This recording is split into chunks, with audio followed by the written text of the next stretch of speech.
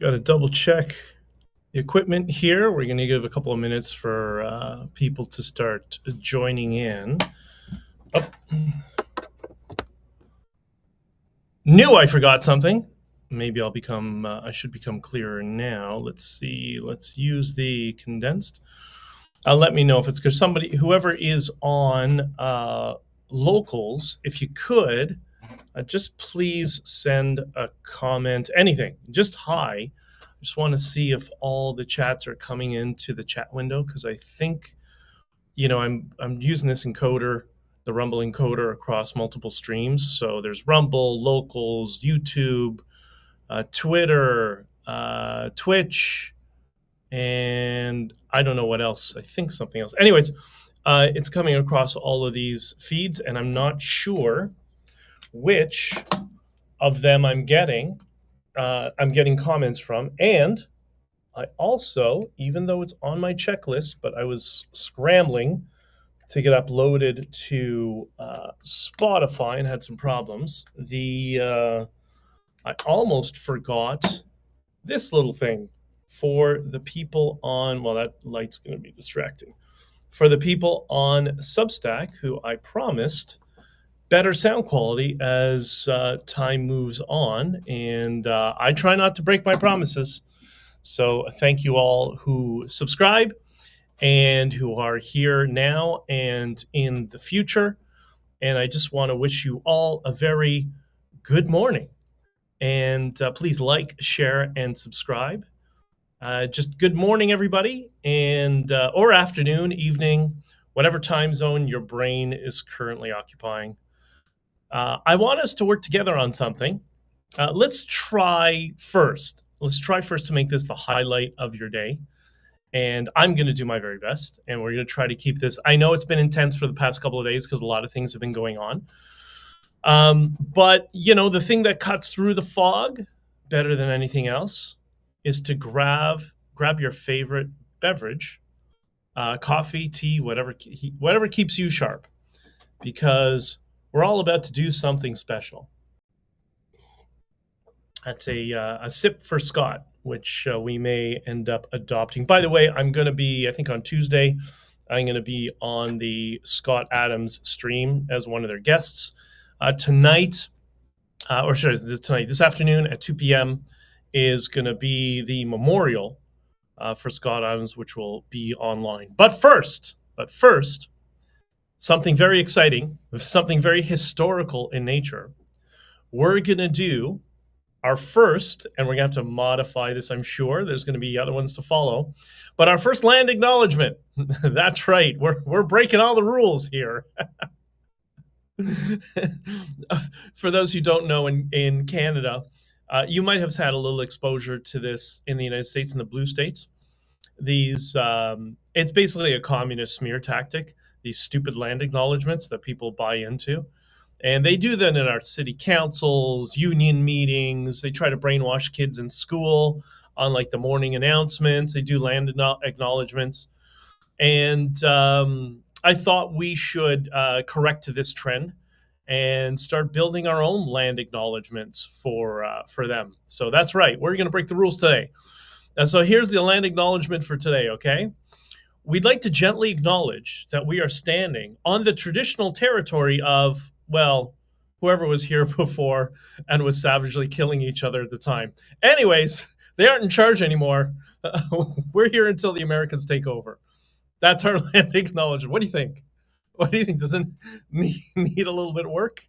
I don't know. I think that is appropriate. So I'm going to read the land acknowledgement again for your notes so we can always work and approve upon them. So the land acknowledgement for today is this. We'd like to gently acknowledge, gently, of course, right? Empathetically. We'd like to gently acknowledge that we're standing on the traditional territory of, well, whoever was here and was savagely killing each other at the time. Anyway, they aren't in charge anymore. We're here until the Americans take over. There's our land acknowledgement. I don't know. I think that's pretty good. I think maybe we can work on that a little bit, but there you have it. So I don't know, for those of you who are in the Ontario region, and I think this is covering a lot of the Northeast of the United States right now. Does it snow every day here? Because since I got back from Florida, it seems to be snowing every day. Every day there's a blizzard. I don't get it. I've never seen this before. I guess that's all the global warming they've been talking about. But yeah, it's frigidly cold, colder than I can remember for a long time. We're having like Ottawa type weather, Ottawa, Montreal weather in Toronto. For those who don't know, Ottawa, Montreal are usually several degrees colder than Toronto. And you know, if this is what the Arctic is like, it's no wonder they have such a high suicide rate. I know, dark humor, but sorry, it is quite difficult. So today, 11 a.m. Pacific time, 2 p.m. Eastern time, there will be a memorial for Scott Adams online. I'll try to find the link if I can and post it to the Honking for Freedom Discord and to the locals and to Substack. For those of you who do want to join, apparently, you know, obviously open to the public, much like his platform was. And anyways, so what do you think? Should we start each podcast with that land acknowledgement? I don't know. I think we're on to something, and I'm willing to put in the time and the effort to make the best possible land acknowledgement of all land acknowledgements for Canada. That's something that is appropriate, you know. And but so far, I think this is great. I can't wait to post that online. I can't wait to post that on Blue Sky. For those of you who don't know, Blue Sky is a lefty commie Twitter, proto commie Twitter. It's a lot of fun. There are some reasonable people there as well who are trolling. It's quite interesting. So, you know, you got to diversify yourself. You got to expose yourself to people who have crazy ideas and crazy opinions so you understand where their head is at. Anyways, thank you for everybody for the comments in Spotify. I just uploaded yesterday's episode into Spotify. As you know, this is a duct tape production intentionally. I like things a little bit rough around the edges. Sometimes there is such thing as too much polish, and I want to be sure not to have that here. So anyways, you can always watch or listen to this because Spotify allows for both. You can always watch or listen to this 24 hours after. The couple of articles, I got something else in the works right now, but on deck. But the last couple, which are available on Substack and I think TNT, the National Telegraph, making the rounds. I mean, they get picked up a bunch of places, but the Supreme Court ruled the Emergency Measures Act, aka Canada's martial law, was illegal and unreasonable.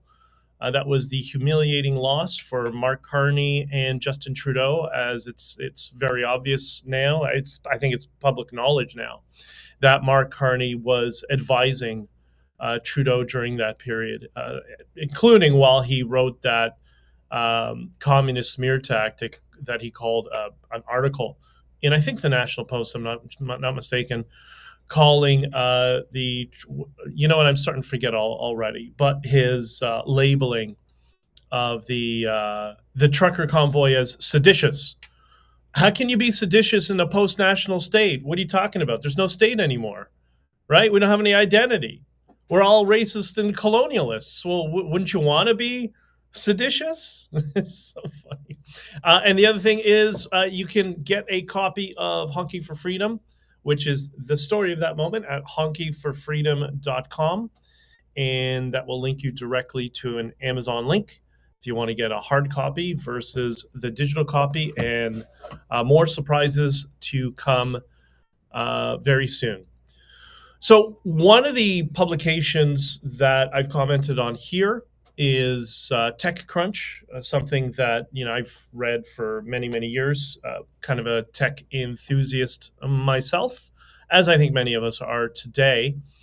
And it's interesting that TechCrunch is like, I know it's one of the primary accounts on Blue Sky, which is proto-commie nonsense. It's funny that Jack Dorsey said, "Oh, I like to hear all sides." He builds Twitter and says, "I'm the victim and I'm not a proto-commie," and then he builds Blue Sky and it's all proto-commie nonsense again. Maybe he's a deceptive. Maybe he's deceptive and lying, or maybe there's other interests amongst people that he works with. I don't know, but I don't know what a coinkydink that he founded both. Mm. So, anyways, Maxwell Mayer's Twitter account, and he actually addressed TechCrunch in a post earlier today. And he posts this. He posts the 4 images of these articles, and he says TechCrunch in the last week. And here are the 4 articles. Mark Andreessen hates poor people. 975 million is a failed exit. Gaza is a tech hub. Oh, really? And ByteDance is fantastic. ByteDance is the company that owns or owned, I don't know the status anymore, of TikTok, that was directly in line with the Chinese Communist Party. So is TechCrunch as well? Like, who's behind TechCrunch? Is that all commie nonsense? Like legitimately, is it being used to try to brainwash people in the West? I hear people often say the problem is social media. I don't think the social media is the problem. It's us, that we're very easy when we don't understand the human operating system for ourselves as well. It's very easy for us to enter this state of suspension of critical thinking, which is what they're working on. And this is why I want to bring awareness to that, so we all understand, who are the ones who are trying to manipulate us. And by the way, the manipulation is on both sides, right? It comes from all sides. It's often more than 2 sides as well. But the manipulation comes from all directions. And if we're able to see it, then we'll be perhaps less susceptible to it. It's never going to be perfect, but, if we're at least aware of what to look for, then we won't fall into the traps. At least that's what I hope, and that's why I want to talk about this stuff. AI, artificial intelligence, is definitely artificial, by the way. Hold on. What's happening here? And I'm getting some stuff popping on the screen. So I've talked a little bit about different AI platforms, and I know there's a lot of people in my life too who are a bit intimidated by by AI. And I get your messages on that from people asking me, what should I do? How do I want to try AI. I'm just nervous. I don't want to screw anything up, or I don't know what to do, or whatever. I'm just a big proponent of just diving in, just give it a shot, right? And somebody asked me for what are the best AI platforms to start with. And I think it kind of depends on what you need, which is why you have to try many of the different platforms. And I think as you try them all, you're going to find specific needs that work for you. So for example, hold on, I'm going to adjust this. I hate that it shows that I got to do something with the lighting and the setup here, and I will fix that, I promise.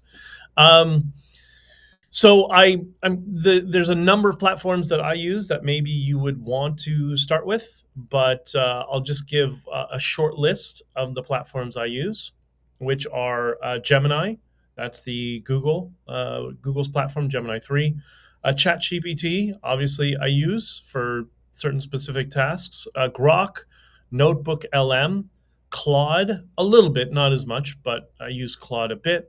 Sonu, Udio, Nano Banano, and a number of other smaller ones that I'm testing right now.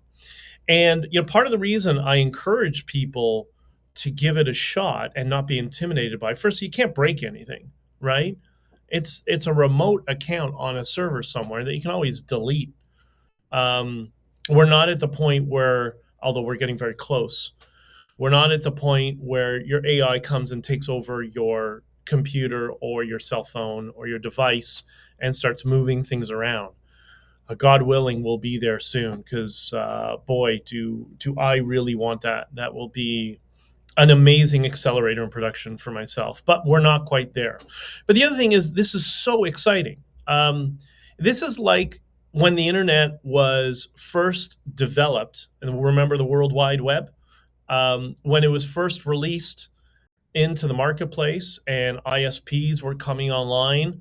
This is still when it was dial up. When I think I had the internet first at home when I was a kid, I think we had it in 1990, if I'm not mistaken, like early 90s. I think it was 90. So I had my first computer in 19, I don't know, since I can remember, right? Since I was 3 years old when I could first remember things. And we already had a pet emulator, a Commodore pet in the house when I was a kid. So I've always had a computer. And so I think the era that we're in right now, it's so exciting. It's similar to when the internet was first commercially available to people in their homes, and you had the forever dial up, and there's 10 web pages on the internet. We're shifting away from bulletin boards onto World Wide Web, and I think that's right where we are right now. The switch from bulletin boards to the www internet sort of thing. And because the pace of things is so fast, and like 4 months in AI feels like 3 years for anything else. Okay, sorry, that's my mechanic sending me something. So we're right at that cusp where it's the really early stages, and if you want to become proficient and an expert in something, now's the time, because everybody's learning. Even the developers don't really know or understand the implications of what they're building, because they're still experimenting. So I think this is, we've talked about it here, and Scott has talked about it on his podcasts, the idea of talent stacks. Like, this is your opportunity to make components of AI a part of your talent stack that people will struggle to develop in the future. Like, one of the things in tech that's interesting, a number of articles that have been written, is about the different generations and how they integrate and their understanding of tech. And one of the advantages they're seeing is, this was a Gen Z, or Gen Z for Americans, and that problem in a conversation in Florida recently. There's this divide between Gen X, Millennial, and Gen Z. And millennials are a little bit better, but it seems to be Gen Z struggles with tech, almost like boomers. And not all boomers, obviously, but I have boomers in my family who are very, very wise in terms of tech. But you know what I mean. More on a broad scale, that there are people in Generation Z that, because they didn't experience MS DOS, switching to Windows, and then evolving into Mac OS. Those of you who switched to it, there's no programming background. Like, they're just starting at TikTok. That there's a lack of understanding of how things actually function on a lower level in tech, and it's made them, to a degree, at least this is the hypothesis, not my hypothesis, just what I've read in a number of articles, that they struggle to interact with and use technology at the same proficiency as other generations. And they suggested that the most proficient generation overall, again, we're not talking about individuals, but overall, broadly, the most proficient generation with tech is Gen X. So finally, we get some recognition for something. In that area of tech, I haven't talked about Bitcoin for quite a while, and we'll talk more about Bitcoin in the future. I know there's people who want to ask me stuff, and I sometimes periodically get messages. We'll kind of group those all together and get into Bitcoin in the future. But there was a post from an account on X, on Twitter, called The New Scientist. Now, I'm suspicious when I see the new anything. For some reason, it usually means communism in some shape or form. I don't understand why that's the case. That might be my own anecdotal experience, but so I could be completely wrong. But there seems to be somebody who works at the New Scientist.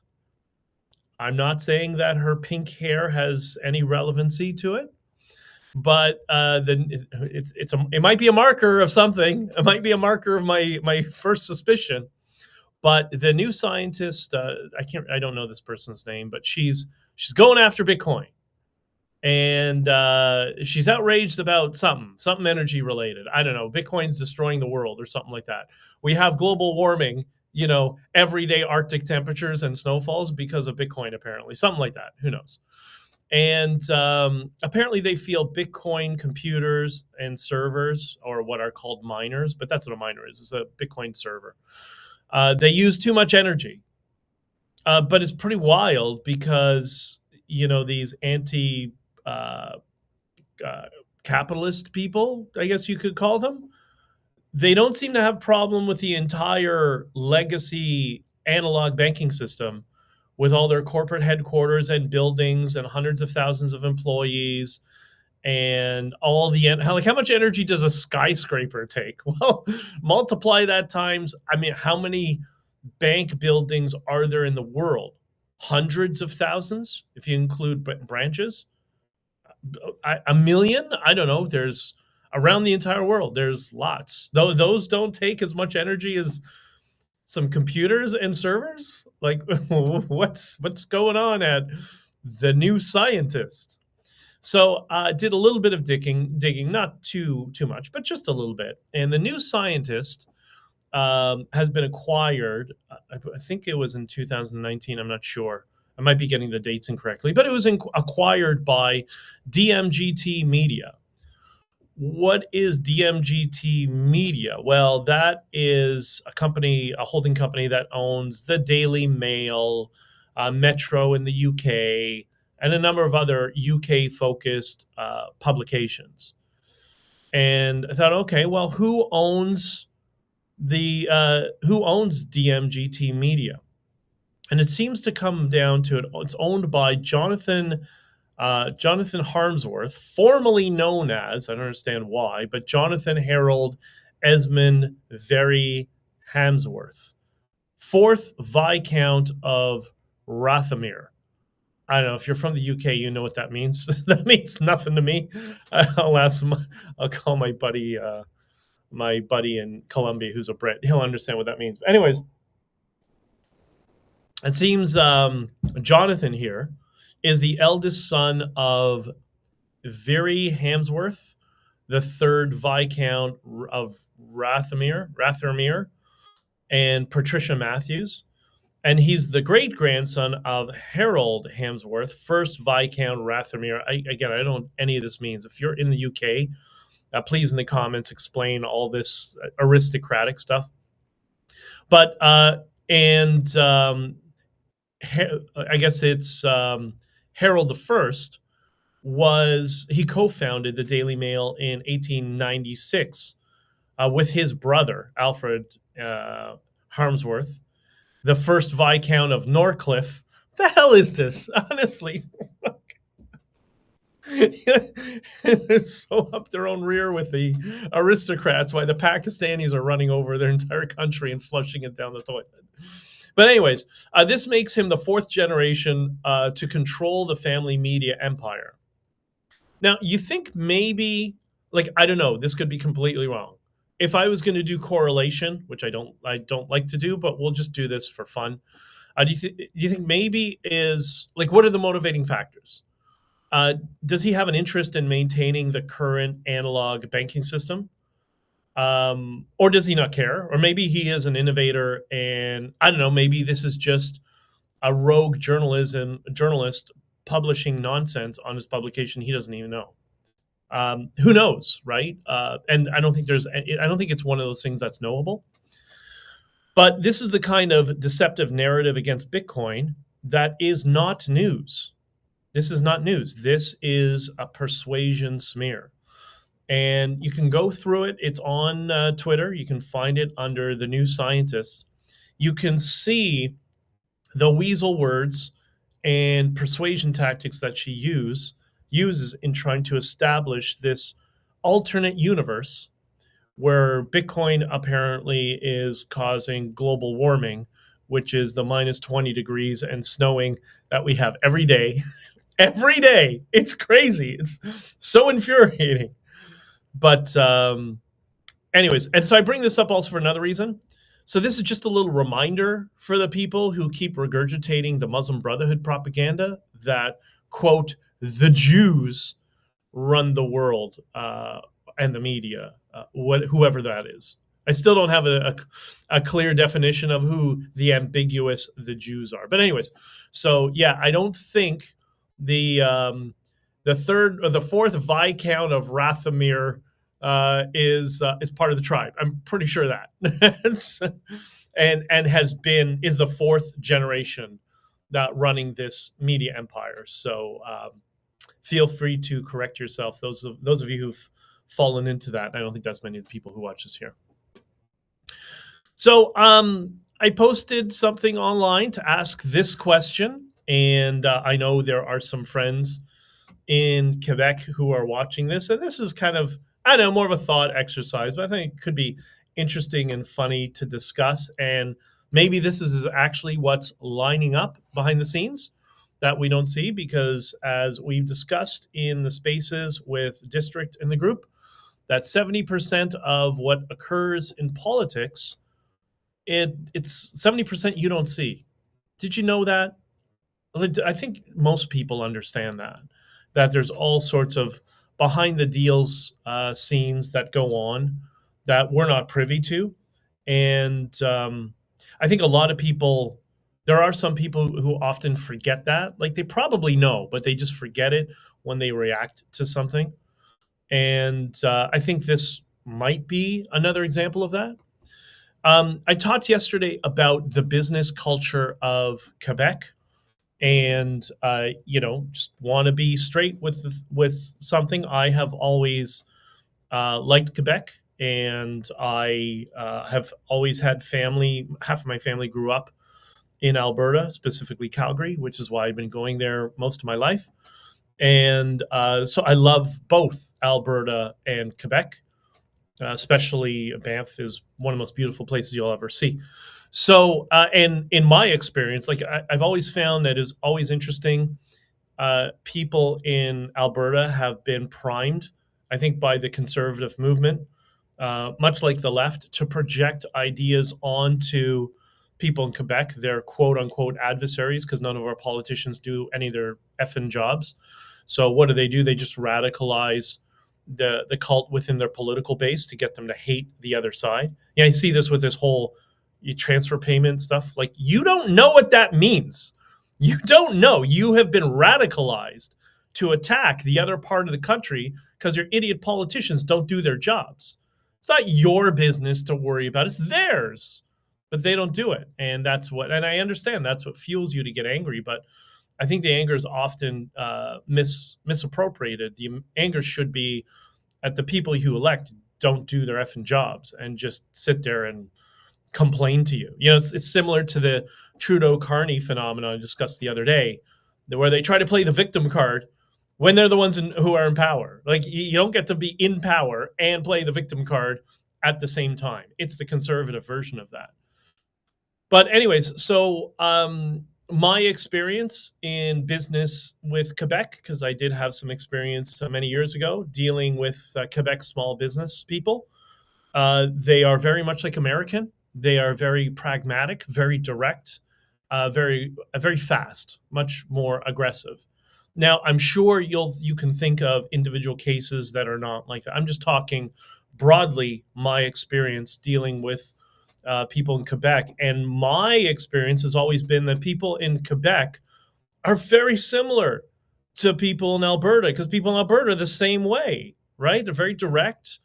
They're very no BS. Let's get to the point. Let's do business or not do business. And I found it's so funny that our political class is always trying to get people from the French in Quebec and people in Alberta fighting with each other when you're so similar. You should be getting along, and that's what was kind of a reward for me personally during the convoy. And I've mentioned this in a number of talks, that watching people from Quebec and Alberta come together and just find common ground with each other and realize that they're pretty similar. The language is different, okay, different culture in terms of language, but other than that, they're very, very, very similar. So I don't know. That was a big for me. That was a big reward, and I think that was a reward for all of Canadians. I think a lot of us were relieved to see people from out west and people from Quebec. As I said in many interviews, when the media and our useless politicians get out of the way, we all just very quickly figure out a way to align with each other and find common ground, and that was amazing. So, anyways, there was a post online from Philippe Plamenon. I think that's how, I don't know how you pronounce it. My French pronunciation is not as good as my Spanish pronunciation. I apologize. I know, all those years of French classes. Yeah, I know a little bit, but it's embarrassing. But anyways, this is translated from French, and Guillaume, thank you for promoting, or should I say, reposting the links to this in French as well. And thank you for all your support all this time. I really appreciate it, brother. So anyways, this was Philippe's post on Twitter, translated in English. He says, the current juncture is a historic window of achievement to achieve Quebec's independence. For the first time, we have an American administration that is hostile towards Ottawa and favorable to the territorial dismemberment of Canada.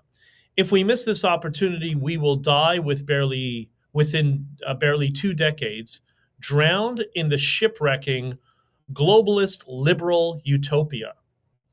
Think about that last line. Is that not, if forget the Quebec independence stuff. I know that upsets a lot of people, right? But we'll address that in a second. Think about that last line. What this person in Quebec, and I think there's a lot of people who think this way in Quebec, is exactly what people across Western Canada are thinking right now. If we continue doing what we're doing, we will die within barely 2 decades, drowned in the shipwrecking globalist liberal utopia. If I didn't tell you that was somebody from Quebec, you probably would have assumed that is somebody from Alberta. You see how we're not all that different? We all have the same concerns. And so I look at what's happening right now, and we hear chatter about some of the conversations that go on behind the scenes. And wouldn't that be the strongest button for the Trump administration to push on right now? Is that the dog that's not barking? That Trump keeps going on about the 51st state. You've heard a little bit not from him, but people around his administration, Alberta independence, which we know is being completely co-opted. Sorry, guys in Alberta, but they're doing the same thing to you that they did to the trucker convoy. And by the way, it's the exact same people. That's why I tried to warn you. But anyways, why is this not something that's coming out of the Trump administration?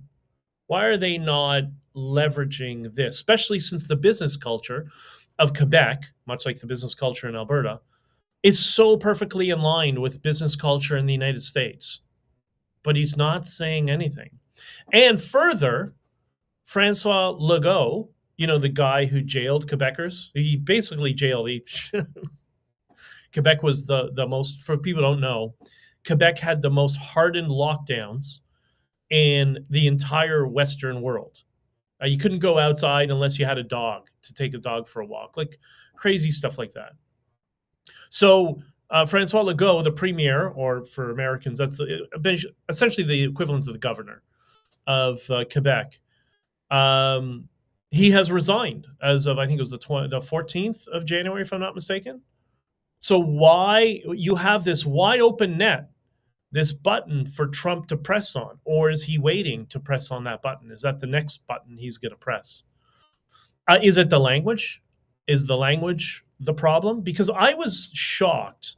I spoke at one of the Bitcoin conferences in Montreal, and I've spent a lot of time in Montreal and have some friends there and stuff.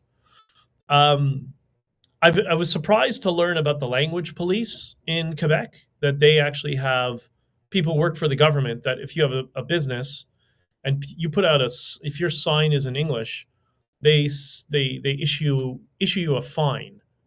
That's crazy. That's crazy. You need market forces to decide, right? This is why people call it communism, authoritarianism, extremist socialism, whatever you want. Because I get, language is important to Quebec culture. I get that, French culture. I personally don't want to change that. I don't think most people in Canada do. We get it. But it goes a little bit far. So is that the big hurdle for the United States? And could they figure out, could the people, because there's so many people who told me about the language police, and we talked about it, who are French Quebecers, and they are against it.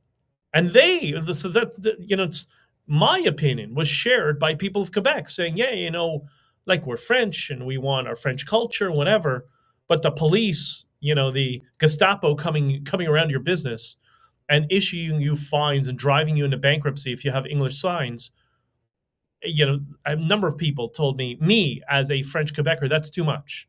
That's too much. Let people choose their culture. And I think most people in Quebec would choose their culture. You see that still with the French Quarter in Louisiana, in the United States. And there are areas in the United States, by the way, where people speak French, where you have French communities such as that, despite the fact that it's a melting pot society. So I don't know. Is that the big hurdle? And the reason they haven't, the Trump administration hasn't gone aggressively to also call out the previous separation desire from previous Quebecers. One of the things I talked about this in a number of interviews. I remember having this conversation with Eloise, and if you're here watching, I send you hugs and all the best to you and your family and your kids. Where she explained to me that she was a separatist until the trucker convoy, and she realized that we're not alone. And she had bought her first Canadian flag and felt patriotic for the first time. And I guess that was until Justin Trudeau and the Carney Liberals destroyed Canada and ended it for good, which is basically what they did. And that's why we're a narco-terrorism state at this point. Like, kid yourself not. That's who's running our political parties. Khalistani, Muslim Brotherhood, cartel-linked organizations, organized crime. That's who they're placating to. That's why everything is chaos right now. And why not? Because we're a post-national state with no cultural identity, and we're racist and colonialists, right? So of course. So I don't know. And I'm wondering, would there be a way if the United States came to an agreement with Canada? If it was, I don't know, that would be statehood. I mean, firstly, removing the border. I think the United States would want Canada to govern itself, but to get rid of the border and have one economic zone secured from China and protected by the US and Canada, which seems to be the most pragmatic thing they could possibly do, except for our idiots that sit in our elected offices and run our lobby class, right? Anyways, I just wonder if anybody's from Quebec, what do you think? I'm looking for your insight and your wisdom. What would be the hurdle for Quebec to be part of some sort of joint venture with the United States, right? And is there an appetite for laxing the authoritarian controls by the majority? I don't mean the French people, but the authoritarian control on language in Quebec, meaning, yes, it's a French province, but if you put up an English sign, you're not going to the gulag. How about that, right? How about we just do that? Risa asked me about the Chinese EVs, which I had mentioned we're going to discuss a little bit. And that's in the news because that is a source of friction between the United States and Canada. America and the Trump administration has taken a hard line, and I'm guessing the Canadian auto industry also is probably not happy with the Carney government on this. And what about the Canadian auto workers? Well, they're going to support the communist, the Chinese Communist Party. That's what they want. Canadian auto workers want to bring in competitors who are going to drive their wages down by at least in half or lead to massive job losses. Really? What a really naive calculus by Mark Carney. Why would he do that? Why would he be incentivized to abandon the Canadian auto industry and the CAW? Maybe my theory that he's not going to last very long holds true. That the Liberals will be looking for another leader when they least expect it. Maybe they're already doing that. I don't know. So did some digging, and there's some people who messaged on this point as well online. I can't remember the account, but I think I reposted it and did some digging into this. So there is a battery manufacturer in Glendale, Wisconsin. And that's their headquarters. Their headquarters in Glendale, Wisconsin. It's called Clarios. And Clarios is a major battery manufacturer. According to their portfolio, they manufacture 12-volt batteries, but also lithium-ion batteries. So I don't know if they do just lithium-ion 12 volts, which is kind of a new trend in the auto sector, and I think it started in the motorcycle sector, actually. But or they actually produce individual battery cells that get put into large battery packs for EVs. I'm not sure, right? But either way, they are a major battery manufacturer, and they manufacture apparently out of China. So they have a plant in China that manufactures their batteries. And their batteries are apparently used in many Chinese EVs.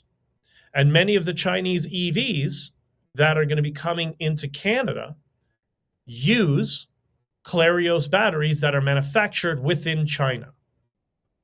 Now, how is this relevant? Well, Clarios, the battery manufacturer that manufactures in China and supplies to these EVs that are coming to Canada, Clarios is owned by Mark Carney's company, Brookfield. There you go, lefties. It ain't about saving the world, and it ain't about building out, Canada as a strong economic superpower. It seems to be about Brookfield. Maybe I'm wrong. Maybe it's just a coinkydink, right?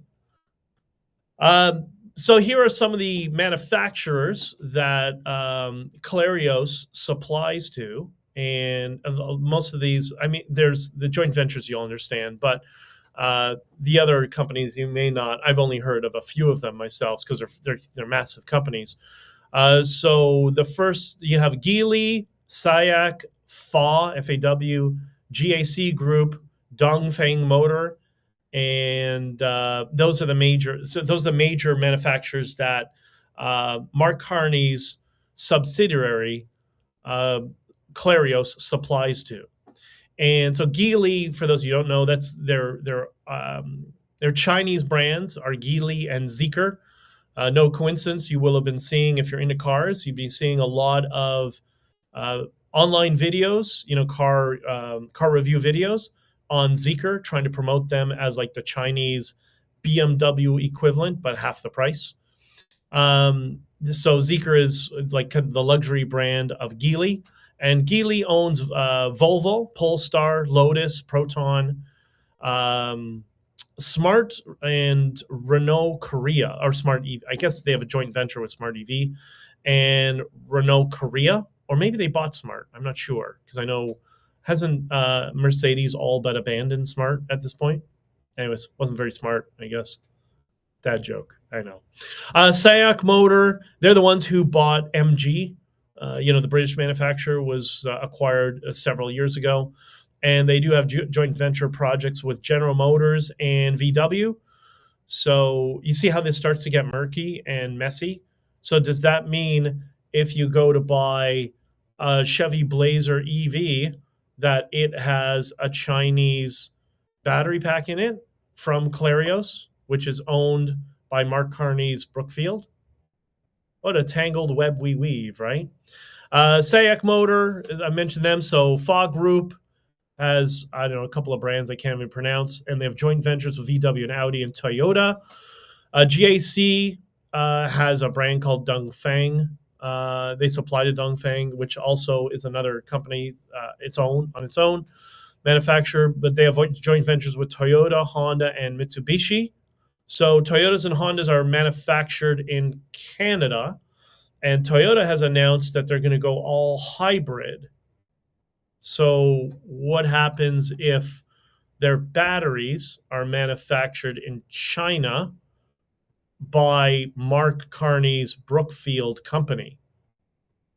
Such a mess of corruption. This is how corruption really works, by the way, in the Western world. This is why corruption is big money in the Western world.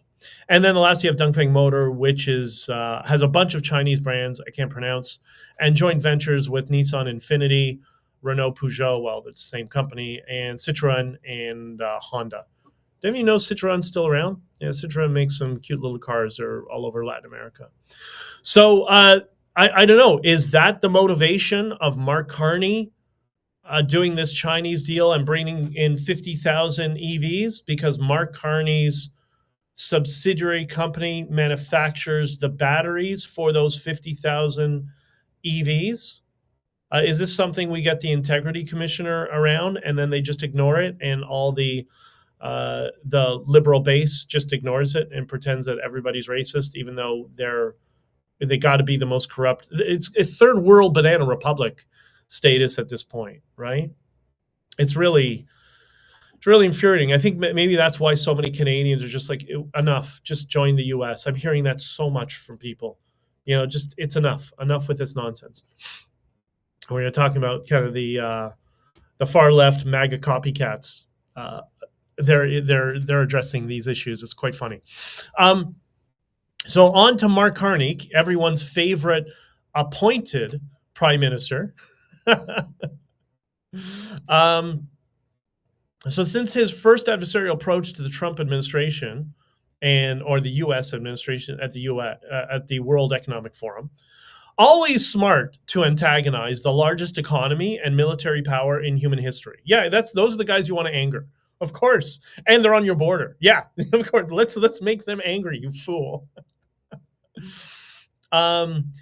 He and the mental illness, the mental midgets, who are probably mentally ill as well, in the prime minister's office, have now tried to double down on the buy Canadian. You notice, you look at their feeds, buy Canadian, I'm Canadian, we're all Canadian, everything's Canadian, Canada, whatever. They're doubling down on this alliance with the Chinese Communist Party. It's very interesting to watch Carney get completely obliterated online from all sides, including his own. Even his own side thinks he's an a-hole at this point. Yeah, that seems to be pretty obvious, right? There's a post from at Food Professor, and I'm guessing by some of his posts, he's definitely not a Trump supporter. And he says, I'm no fan of Secretary Howard Lutnick. And this is in reference to his comments, which I'll get to in a second. He says, I'm no fan of Secretary Howard Lutnick, not even remotely. That said, his assessment of the Canada-US relationship is spot on. PM Carney's current tone towards China is exceptionally risky. And so Food Professor was addressing Lutnick's comments, and he had posted the video interview of Lutnick. And as Lutnick said, he said, look, Canada, I'm paraphrasing, he said, Canada has the best agreement on the planet after Mexico. He was honest about that Mexico is a slightly better agreement. And he was inferring, again, I'm paraphrasing, but Canada's going to pay us by stabbing us in the back and giving favorable trade to China, who are their economic adversaries. And what's interesting, and he's got a good point. So here's somebody on the other side, and there's a bunch of accounts, a bunch of people like this too, who agree with this assessment that this is extremely risky what Carney's doing. It could end the country. And I think it's, there's a very, I mean, it's, like I said before, it's all narco terrorists, but maybe formally ending the country. That's how catastrophic. And what's Carney going to do? Just quit and run away? Of course, and not have any repercussions for all of this? Of course, that's the Canadian way. And Trump was asked about Carney's alliance with China and giving them favorable trade. And you know what Trump did? What do you think Trump did? Trump gave the daddy answer. You know, the same answer that your wife or girlfriend will give to you when you want to do something that you know they don't want you to do? What do they say? Trump said, yeah, I think you should secure a deal with China. Go ahead. And Besant and Lubnik did the same thing. Yeah, go ahead. You know, in other words, we'll see how that works out for you. Go ahead, give favorable status to China. Bring them in. We'll see how that works out. I've mentioned before how dumb we are to think that we have leverage over the largest economy and military power the world has ever seen in all of human history. And that has not changed. That's not changed, right? We are Carthage without Hannibal. And how did things work out for the Carthaginians? It didn't work out very well. This is playing with fire. This is supreme stupidity. And it just, I guess, blinded with arrogance is the only way it's the only way I can see this. Just completely blind with their smug arrogance. It's really infuriating. We do have a problem with that in Canada amongst a certain class of people. I grew up with some people like that, really, really dumb, but really, really confident in how brilliant they are. And they will just take the wrong decision in every opportunity and think that they're brilliant.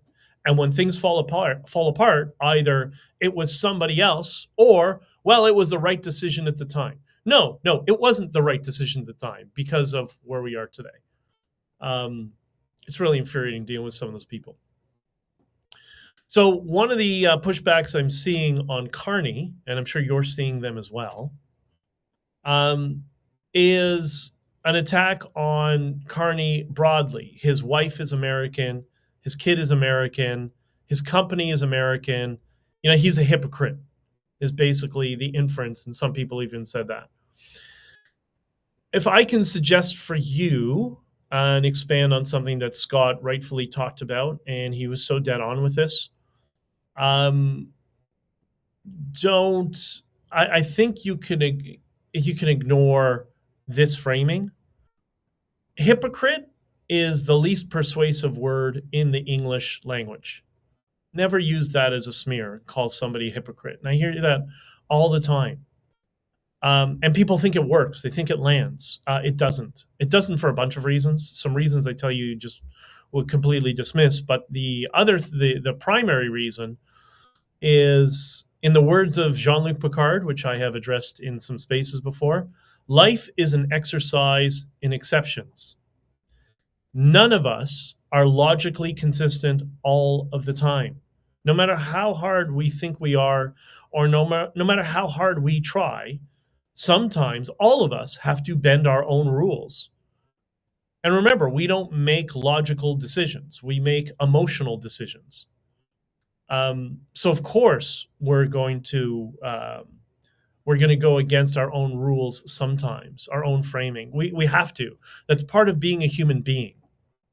And that's part of wisdom, is understanding when your rules are there into the strictest interpretation of the rules, or sometimes when there needs to be a little bit of give, and there are exceptions.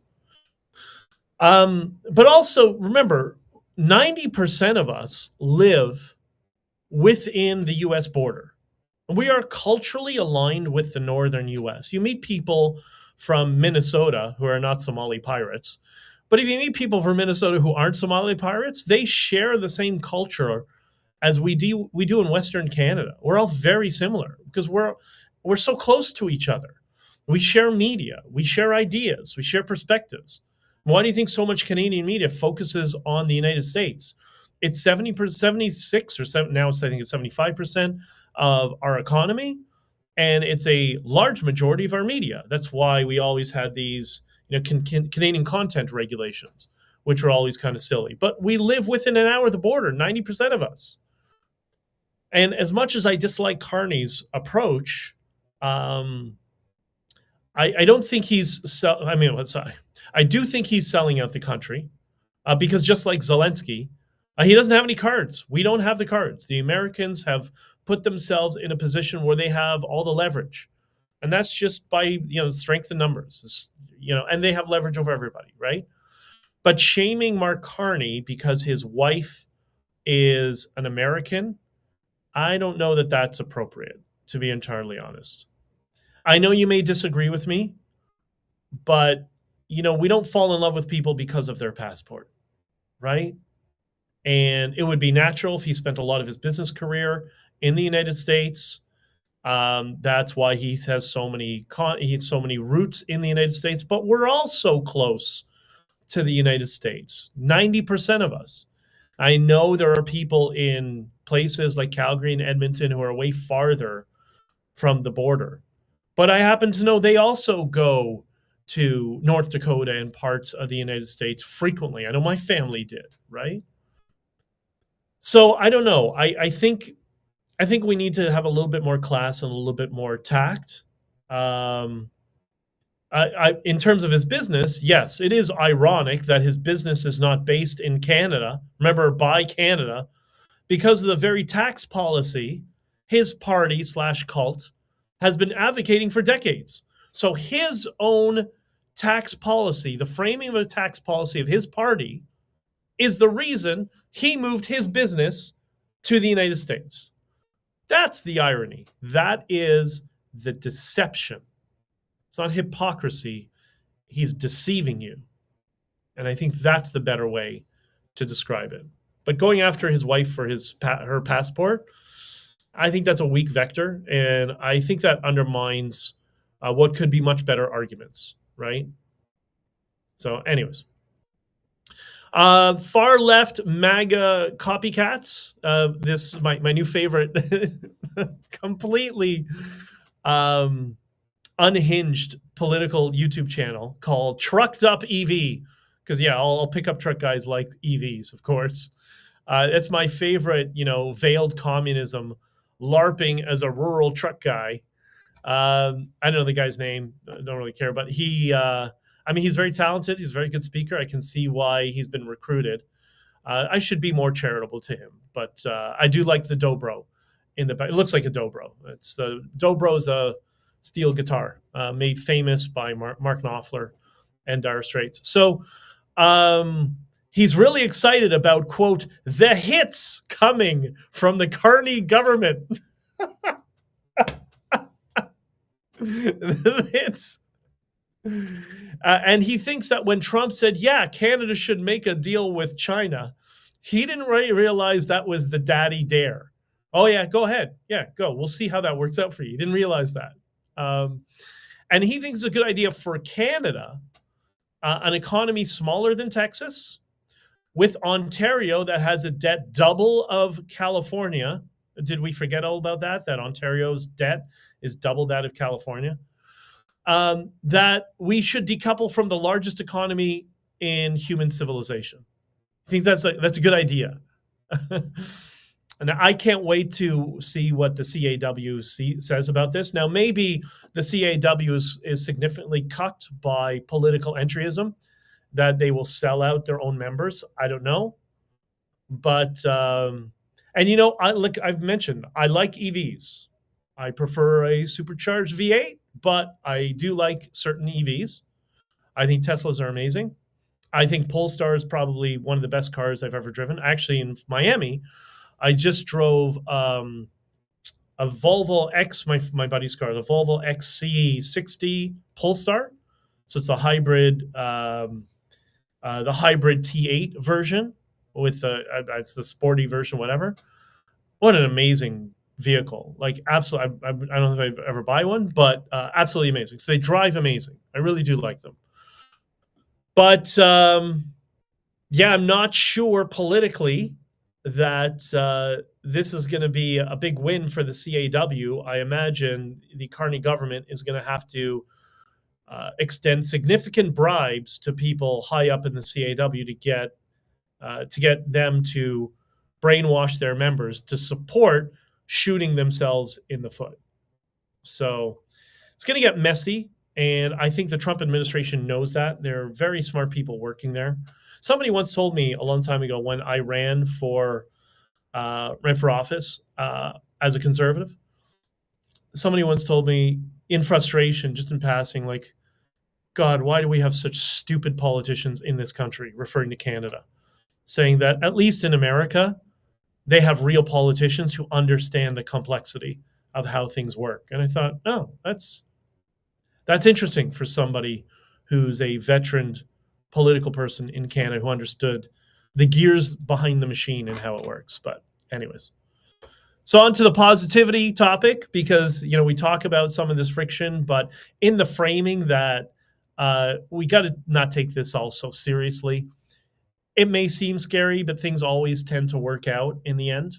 I think the friction you see with the Trump administration in Canada publicly, I think it's necessary and it's good, because we can't keep going on with our current stagnant situation. Something's got to give. The whole idea that we're essentially governed by narco-terrorism right now, different in the way of Mexico, but similar in some ways. That is not sustainable. Canada is not sustainable right now. And I argue that the country was killed off by Carney and Trudeau at the trucker convoy, right? Our reputation's in tatters. People don't want to deal with us. The only people who want to come here want to exploit it.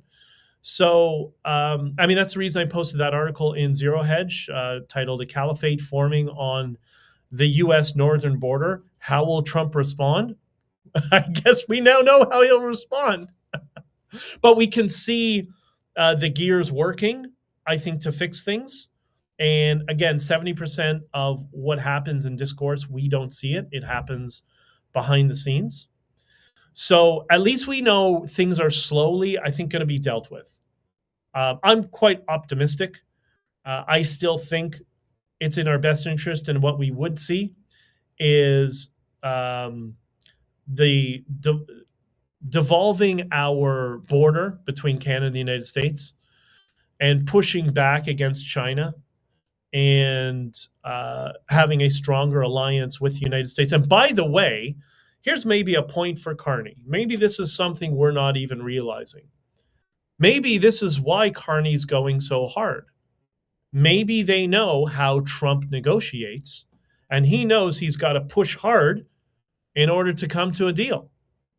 So maybe his play is, I'm going to fake out the Americans by saying I'm going to sign a deal with the Chinese so they're willing to budge on a few things. Because I can't imagine, look, Carney's not a dumb person. He's not stupid. Maybe politically not bright, but maybe, I don't think he's a dumb person. Maybe he understands what the Trump administration wants, and he wants to push hard to get as much as he can in a unified Canada-America union deal. Maybe that's all he's doing. And if that's what he's doing, maybe that's something to be positive about. Could you imagine going to the United States and not having to go through customs and border security and all that nonsense, and having one big open economy, and being a small business in Calgary or Edmonton, and knowing that major American companies are now going to come invest Maybe they're going to build a data center because the United States is all over these massive AI data centers now, and they're going to invest in your communities. Like this could be amazing. Like everything else in the world, there's trade-offs. There's always negative things that can happen, but the skill is focusing on what the potential positive outcomes can be. And I think there's just so much good that's coming down the pipeline. And I hope the criticism of Mark Carney's tactic is wrong and that he's just trying to negotiate with Trump on a way that he thinks he knows. Because remember, they know each other personally. They've known each other personally for decades. They're both in the development business. So that's not support for Carney, but we have to be fair to people, and maybe that's what he's doing. So let's find out. We'll see what happens, and hopefully cooler heads will prevail. And I think the mistake from the Conservatives was, we discussed yesterday, attacking Trump on Greenland. I think they just blew a massive opportunity. And that was such a colossal mistake that it just drove conservatives away from the Conservative Party. I wish they would stop doing that. But anyways, let's hope things are going to work out. I think things are positive. I think we have so much to look forward to. And I'm going to continue being here, like we said, like I promised you, for right now, Friday, Saturday, Sunday. Follow you can join the Discord anytime you want. And or for those of you who are locals, post whatever you want, get involved, share stuff with me, send me DMs, and we'll continue doing this. And we're going to focus, maybe next week we'll do a little bit more on persuasion communication. One of the things that I and many people aligned with Scott Adams on, and something that I studied for many years and used during the trucker convoy, and some other political stuff that I had done previously that some people don't like. But what can I tell you? We all got to get along. And I would like to see us get along as well as possible. And if you're in Alberta and you're one of those people who has been primed to hate your Canadian brethren in Quebec, I can tell you from my personal experience, they don't hate you and they're just like you. So meaning they're very direct and very aggressive, but we all got to come to the same page, right? And we'll also talk more next time about Iran. Hopefully we're going to see some success with removing the Iranian regime and getting some freedom for some people there who really deserve it, who've been suffering for 47 years. And but I'm very, very concerned. So all the best to those people there who are fighting for their freedom. And if you are logically consistent and you supported the trucker convoy, then you should be, by definition, supporting the good people of Iran who are trying to fight for their freedom again. So all the best to you. All right, it's time to end it all. And we will talk to you all soon. I love you all, and enjoy the weather as much as you can enjoy a daily